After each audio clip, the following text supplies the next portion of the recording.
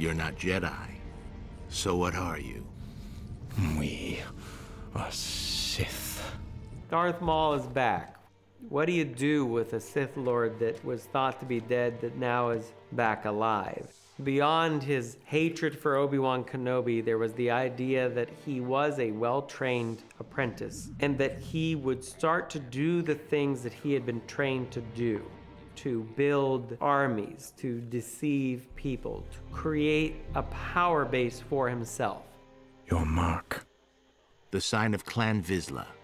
I am Pre-Vizsla. So George came up with the idea of teaming up Maul with Mandalorians, which I think instantly, when you say that to a Star Wars fan, you think, wow, that's a pretty potent group. Are we prisoners? No. Allies. They have much to offer, including their planet. They are strong, and unlike pirates, they possess honor. Another weakness.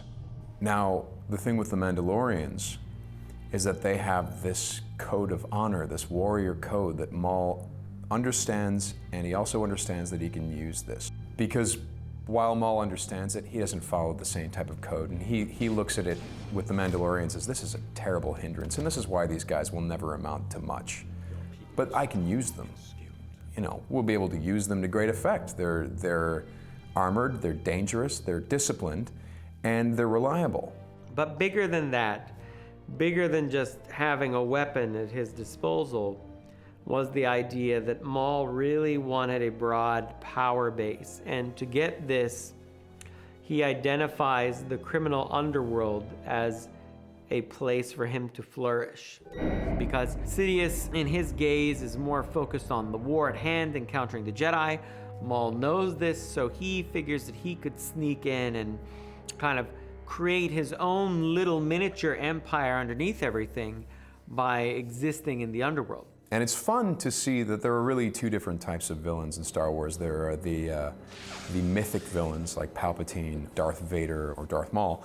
And then there are the more grounded, frontline, dirty underworld villains. You know the Hutt clan, rather famously, but you probably don't know the Black Sun and the Pikes. The idea of the Black Sun is something that I first learned about the old game kind of multimedia platform, which was Shadows of the Empire. And I thought, well, that would be great to bring the Black Sun into the story, because in a lot of EU material that I had read, Maul was pretty active in breaking up the Black Sun for Sidious. So there's some relevancy there that he would know about the Black Sun, that he would have a good idea of where they were, and that they have a certain amount of power that he could try to make his.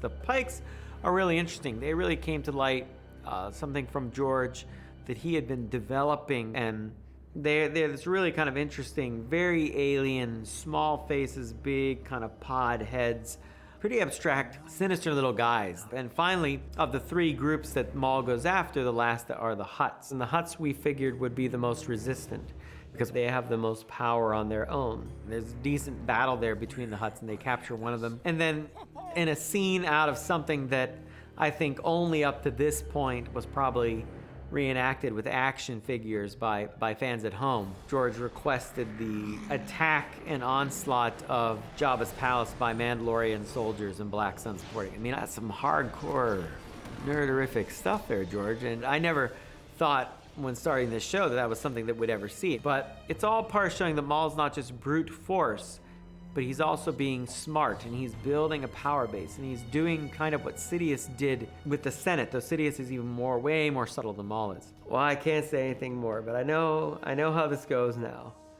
I know how this goes. And boy, before it's over, what Maul's up to. Wow.